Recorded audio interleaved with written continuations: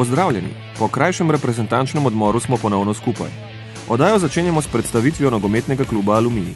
Sledi reportaža tekme iz Ljubljane med nogometnim klubom Bravo 1 Interblok in nogometnim klubom Aluminij, ki jo zaključujemo s pregledom golov, rezultatov kroga, ligaške lestvice in najboljšimi strelci. V rubriki Turbo nogomet bomo tokrat pokukali v slovenski ženski nogomet, saj smo obiskali trening nogometašic iz Jevnice, ki igrajo v prvi ženski nogometni ligi. Kot mladega upa bomo danes poznali Žigo Čakša, mladega 17-letnega napadalca iz Slovenskih Konjic. V rubriki Legende vam bomo predstavili Mitjo Rakarja in Valentina Prosena, ki nam bosta povedala nekaj več o začetkih nogometa v Šenčurju in kaj vse je nogomet prinesel v to simpatično gorenjsko vas. Oddajo kot ponavadi zaključujemo s povabilom na tekme 10. kroga druge lige in z novim nagradnim vprašanjem, preko katerega se boste lahko potegovali za šal slovenske reprezentance. Pobudo za začetek nogometa v Kidričevem so kmalu po koncu druge svetovne vojne dali zaposleni v tovarni Glinice in Aluminija, katere naslednik je današnji Talum, ki kot generalni sponzor nogometni klub Aluminij podpira še danes. Člansko moštvo je odlično začelo prvenstvo v drugi ligi in po 9 odigranih krogih z 8 zmagami in enim neodločenim izidom vodi na ligaški lestvici. Klub posveča veliko pozornosti tudi mladinskim selekcijam in ima več kot 250 aktivnih članov, predvsem mladih, nadobudnih privržencev športa. Trenutno njihove mladinske selekcije tekmujejo v najvišjih rangih nogometnega tekmovanja in sicer v prvi slovenski nogometni ligi, kjer tekmujejo starejši dečki, kadeti in mladinci. Nogometni klub Aluminij Kidričevo je bil ustanovljen v zgodnjih 50 letih, natančneje leta 1946 in sicer na pobudo takratnih delavcev, ki so pomagali graditi tovarno, ki bi naj takrat šele proizvajala aluminij. Tako je tudi nastalo ime Nogometni klub Aluminij, katero je se ohranilo oziroma ostalo vse do danes. Trenutno v nogometni šoli Aluminij je aktivno vključenih 220 otrok, imamo 11 selekcij, trenutno vključenih je 12 trenerjev. V vseh selekcijah imamo kakšnega reprezentanta in to ni zgolj slučajno. En izmed največjih uspehov v nogometni šoli Aluminij so, da smo bili finalisti leta 2005 mladinskega pokala, ki smo ga nesrečno izgubili, medtem da ko smo leto kasneje ta uspeh v bistvu ponovili in smo uspeli zmagati v finalu.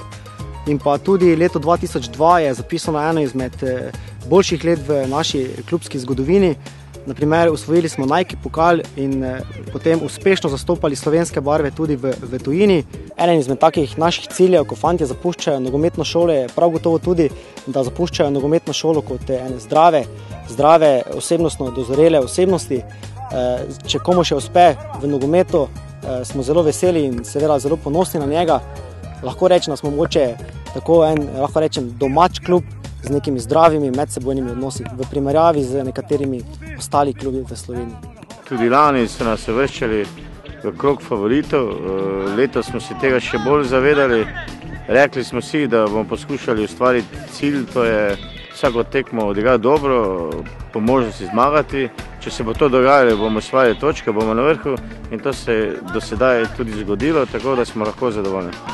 Ja, Talum je že vrsto let skozi vso zgodovino povezano z nogometnim klubom Aluminij. Moram reči, da je na nek način to tudi klub našega podjetja. Glavni moto nas kot največjega sponzorja v tem klubu je delo z mladimi in na ta način poskušamo tudi z popoldansko vzgojo na nogometnih igriščih doprinesti del k temu, da smo družbeno odgovorno podjetje. Nogometni klub Aluminij nam je dal istočnico za razvoj turizma v občini Kidričevo. S tem, ko so privabili nogometno reprezentanco Slovenije na priprave tukaj na terene v Kidričevo, smo tudi mi začeli razmišljati in bomo peljali razvoj turizma v razvoju športnega turizma. Reprezentanci se tukaj počuti res odlično, imamo fantastične pogoje. Verjamem, da so tudi v samem klubu Aluminij ponosni na ta igrišča, tudi igrišče za umetno travo. Mislim, da težko se najde klub v Sloveniji s takimi pogoji, tako da res vsaka čast. Pogoji za delo, če bi rekel, da so dobri, bi bil skromen. Mislim, da moram reči, da so pogoji za delo fantastični. Naš športni park je en izmed najboljših v Sloveniji.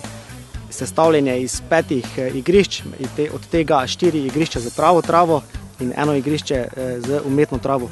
Pri temu, da imamo v Kidričevem resnično odlične pogoje, govori tudi dejstvo, da se pri nas pripravljajo vsako leto ekipe iz različnih držav, med katerimi je bila tudi Valencija iz Španije, ki je bila več kot zadovoljna s pogoji, katerimi smo jim mi tukaj nudili. Občina Kidričevo v okviru svojih zmožnosti tudi finančno podpira nogometni klub Aluminij in zagotavlja tudi ostale možnosti, predvsem v zimskem času je omogočila z novo športno dvorano tudi treniranje v zimskih mesecih, ko trening ni možno izvajati zunaj na nogometnih igriščih, ki so tukaj v Kidričevem.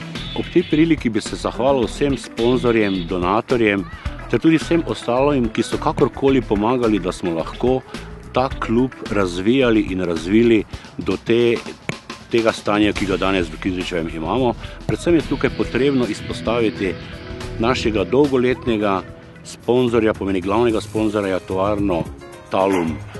Nogometni klub Aluminij ima dolgo zgodovino in dolgo tradicijo in zagotovo svetlo prihodnost. In jaz si ga na nek način predstavljam kot tistega generatorja v tem športnem prostoru, ki bo znal pripraviti mlade igralce in jih na svoj specifičen način z veliko znanja in izkušenj pospremiti v njihovi nogometni karieri. Se pravi, še vedno ga vidim kot tistega, ki bo na nek način vzgajal mlade, jih pritegnil z ulice in jim poskušal z, bom rekel, popoldansko vzgojo in pa z vsem tem znanjem in izkušnjami, ki jih imamo, pomagati, da bodo tako skozi življenje kot tudi skozi igro nogometa lahko uspeli v svoji mladosti in potem svojem življenju naprej.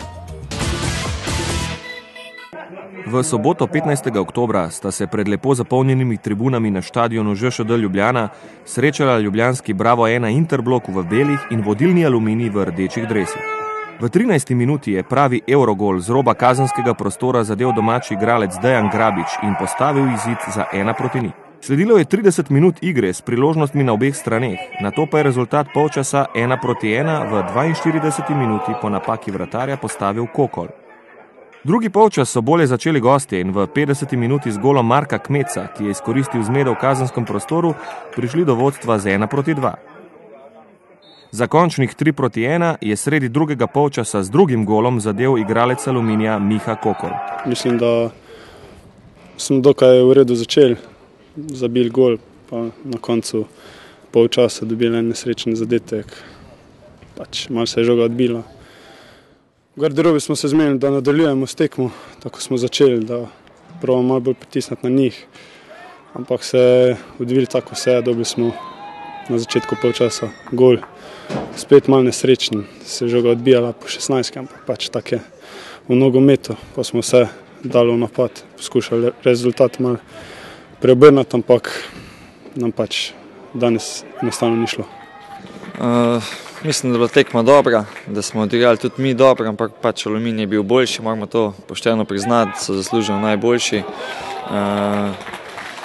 Jaz sem vseeno zadovoljen z svojo ekipo.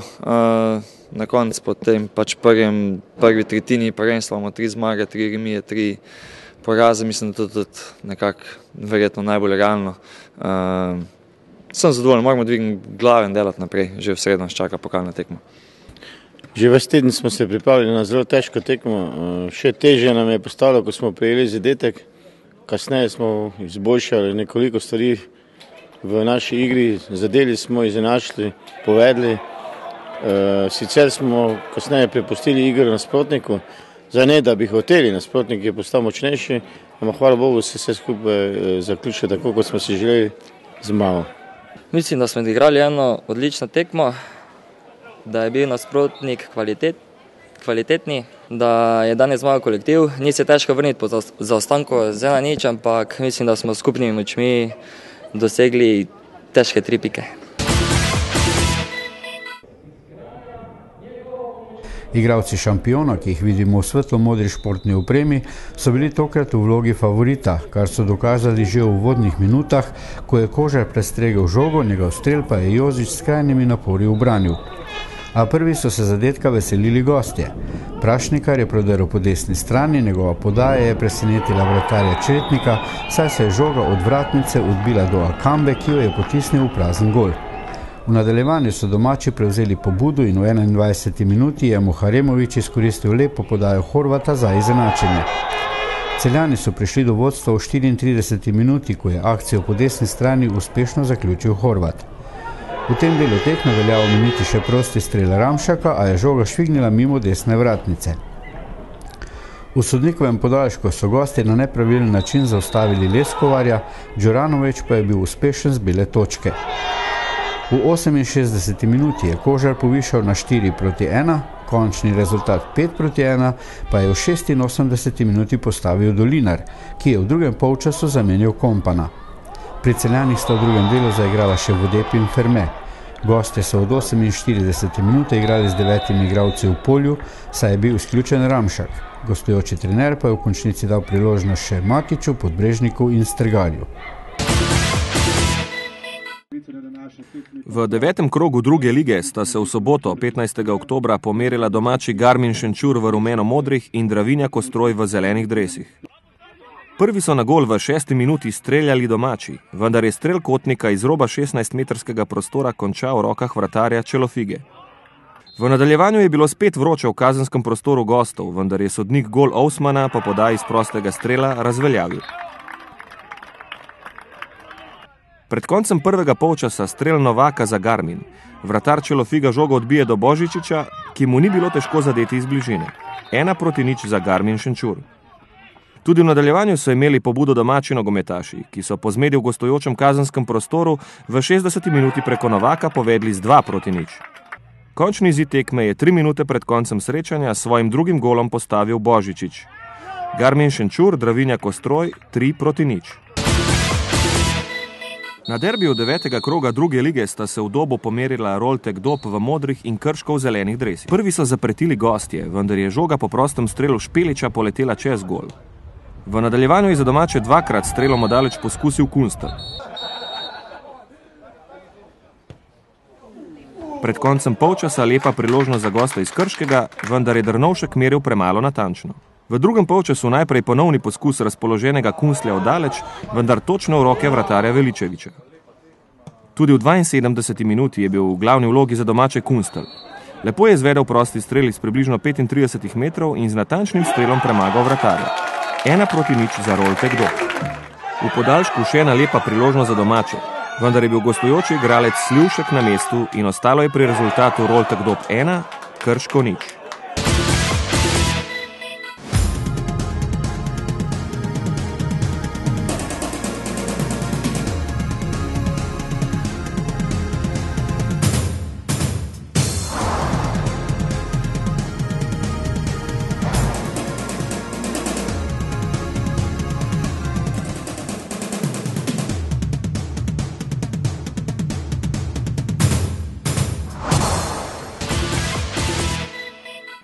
Ženski nogomet je v vzponu in že dolgo ne velja več, da je nogomet zgolj moška stvar, saj ga po svetu igra kar 29 milijonov žensk in deklet. Da je temu res tako, smo se lahko na lastne oči prepričali tudi na letošnjem svetovnem nogometnem prvenstvu za ženske v Nemčiji, kjer smo bili priča razburljivim tekmam in spektakularnim golom. Tudi v Sloveniji se kvaliteta ženskega nogometa izboljšuje in vse več mladih deklet se želi poskusiti v športu, ki je še nedolgo tega veljal za izključno moškega. Svoj največji uspeh na mednarodnem prizorišču so Slovenke dosegle leta 2008, ko se jim je po zmagah nad Islandijo, Srbijo in Grčijo uspelo uvrstiti v dodatne kvalifikacije za Evropsko prvenstvo na Finskem 2009, kjer pa so bile Ukrajinke žal premočne za naša dekleta. Z nogometom sem se začela ukvarjati, ker sem imela veliko željo po športu. Najprej sem iz kickboksa hotela na ples, pa sem ugotovila, da nisem lih ženska, ki bi se ukvarjala s tem. Tako da sem šla bolj na moški šport, nogomet me je zmeraj privlekel zaradi očeta in na to sem pol v bistvu kontaktirala z eno od igralk in sem začela tlele v Ivenci.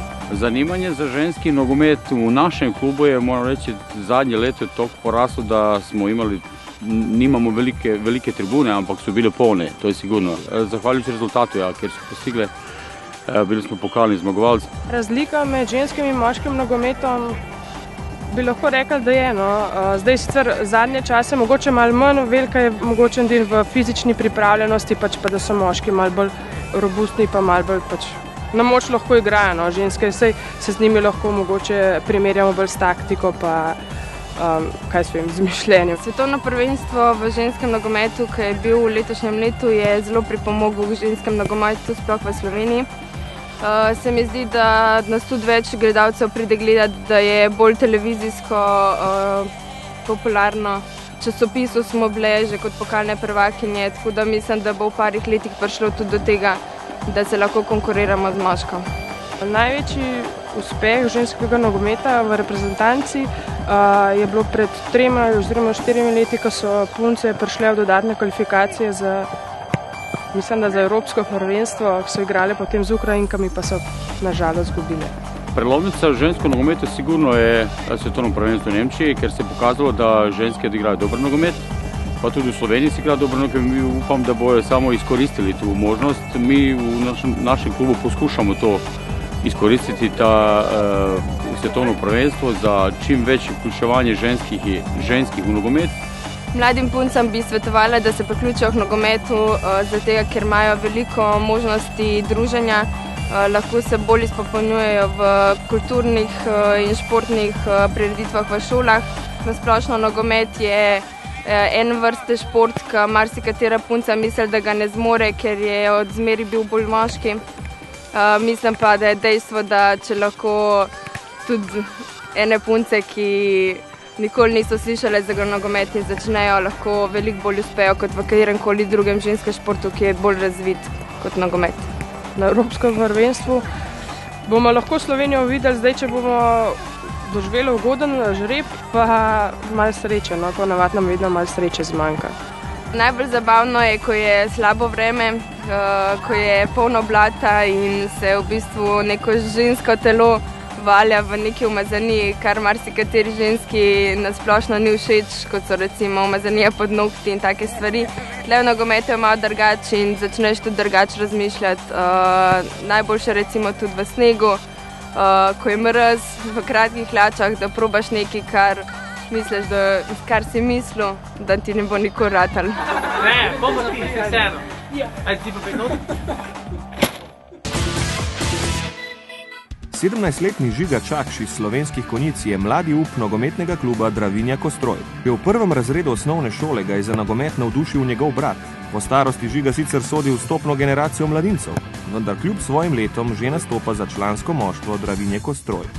Nogomet sem začel igrati pri 7 letih, ko sem šel v prvi razred. Igram na poziciji napadalca, igram pač zato, ker se dogaja, ko delaš gole. Najbolj pomembno za to pozicijo mislim, da imaš koordinacijo, hitrost, spretnost. Prehod iz mladinca v članov je bil kar zahteven, saj so pri članah bolj fizično močni od mene in sem se s tem mogel bolj truditi. V naši ekipi po stilu igre mi je najbolj všeč Januš Tante, ker je spreten, hiter in je tudi z ramena v napadu. V drugi ligi najbolj cenim igralca Marjana Ribiča, našega kapetana, saj že dolgo igra nogomet in dobro. Doma navijam za klub Maribor, saj je eden izmed najboljših v Sloveniji, kmalu tudi v Evropi. V tujini pa navijam za Chelsea. Za Chelsea navijam zato, ker mi je všeč po stilu igre in mi je tudi všeč igralec kot je Lampard. Imam vzornika, to je David Villa, ki igra pri Barceloni. Všeč mi je zelo zato, ker igra tako prodorno in dela veliko lepih golov. V nogometu sem najbolj ponosen na trenutek, ko sem prvič igral za člansko ekipo. To je bilo lani proti Interbloku. Najraje igram v kopačkah F50, znamka Adidas, saj so eni izmed najbolj lahkih in se mi zelo prilegajo na nogo. Najtežje je igrati proti Interbloku, saj je močna ekipa z veliko perspektivnimi igralci, ki so prišli iz dobre nogometne šole. Nekoč bi si želel igrati v prvi ligi, kasneje pa še tudi v tujini. V moji športni karieri me najbolj podpirata seveda starša, ki sta mi skozi ob strani, me vozita na treninge in sta skozi od mene. Po zaključku svoje športne kariere bi najraje postal trener ali kakšen direktor nogometnega kluba, ker mi je šport pri srcu in rad bi še nadaljeval šport po končani karieri. Mitja Rakar in Valentin Prosen sta z nogometom v Šenčurju povezana vse od njegovih skromnih ljubiteljskih začetkov od leta 1951 vse do danes. Pred kratkim je tako v Šenčurju zrasel modern športni park s številnimi objekti, za kar gre zasluga neutrudljivim športnim delavcem, športnikom, donatorjem, občini in krajanom, ki so skupaj soustvarjali zgodovino športnega društva Šenčur in šenčurskega nogometa. Kdaj se je začelo športno udejstvovanje v Šenčurju? Začetek športa beležimo neko letu 1951. Težave pri tem so bile velike, entuzijasti, mladine so bile pa tudi velike. Pomanjkanje opreme, igrišče se je večino naredil, oziroma športniki so ga naredili s prostovoljnim delom, spravili so skup material, recimo gole, toliko so šli gos posekali, napravili štange, no in tako se je pač začel. Oprema je bila v začetku lastna, bi temu rekel, lastne majice, lastni čevlji, večkrat tudi čevlji, ki so bili za hribe namenjeni, tako je pač začel. No, s časoma je bil pritok mladine skozi večji in je bilo treba razmišljati v še bolj organiziranosti. Na tekme se je pač hodil, večina s kolesom se je upravil, pa tudi koles je večkrat primanjkovalo, tako da je igralca dva, eden je kologonil, drug se mu je na balanco, kakor temu pravimo, ali na štango usedel in tako se je šlo na tekmo. Imate tudi vi kakšno prigodo tako? Kaj je bilo zanimivo, kaj nas je vlekel v ta šport? Prvič to, da drugega ni bilo v glavnem, drugo pa to, da smo že za vsak sendvič ne bila krasna nagrada. Kaj je nogomet prinesel v Šenčurju in kaj šport? Če danes z tistega vidika ocenjujem, je šport ogromen Šenčurdac. Takrat neznanega skoraj kraja je šport prinesel veliko afirmacijo po Gorenjskem. In kaj je šport po vašem mnenju prinesel v Šenčur, v ta okoliš? Pomembno je povedati to, da je tako velika družina, če hočem reči, fuzbolistov v Šenčurju, da se je tisti imič, ki ga je Šenčur imel, da v Šenčurju se pa rad pretepajo ali pa pretepamo, ta naša generacija je to v bistvu zelo izkorenila in v bistvu jaz samo en primer vem, da takrat, ko že jaz se dobro spomnim tega, da je bil en zadnji pretep tak malo večji v Šenčurju, da v tistem pretepu je sodelovalo 8-9 Šenčurjanov, ampak tudi eden ni bil član nogometnega kluba ali pa športa. Bili ste trener in igralec. Kakšna je bila vaša vloga v tem okolju, v klubu? V vseh oblikah smo pomagali, da je društvo, pa tudi klub, da je čim bolj prosperiral. To je nekako bilo neplačano, vse bi rekel amatersko upravljeno, bom rekel tudi velikrat na škodo družine. Ampak smo bili entuzijasti in če bi rekel še to, za tisto obdobje mi nikakor ni žal. Jaz še malo se štejem, jaz sem v tem šenčurskem športu kar tam svojih dobrih 50 let, z zelo majhnimi prekinitvami, mogoče samo enkrat igralsko, sem šel vmes za mladince v Kranjgrad, v Triglav, potem pa, ko smo vojakov prišli, smo se pa kar vrnili v svoje klube.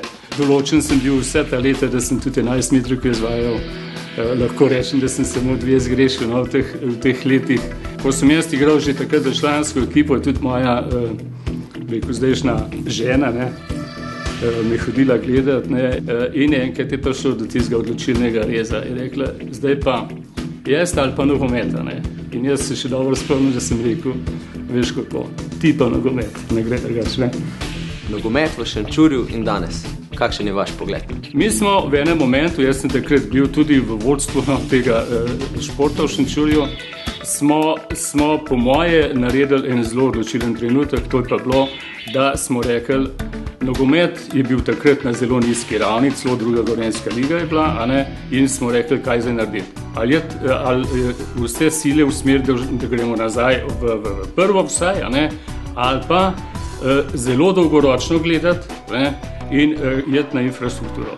K sreči smo se odločili za infrastrukturo In ta infrastruktura je bila potem, bi rekel, tisti vzvod za vse tisto, kar se je pač zdaj v teh nadaljnih, bi rekel, če rečemo takrat 20 letih pa do danes zgodilo.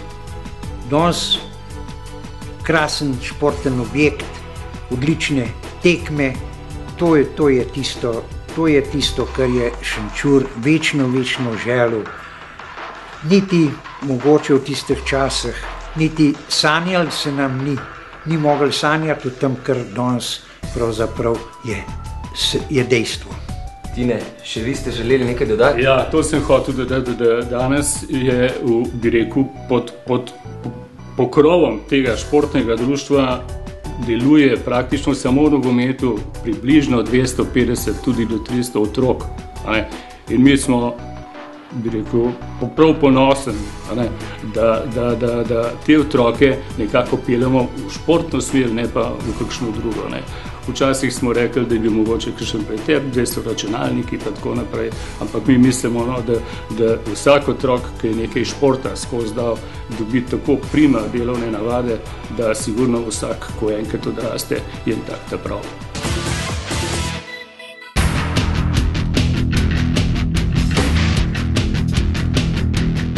Za konec še novo nagradno vprašanje. Povejte, na katerem mestu v drugi SNL se trenutno nahaja Aluminij. Odgovore na uredništvo @nzs.si. Pazite nase in se vidimo naslednji teden.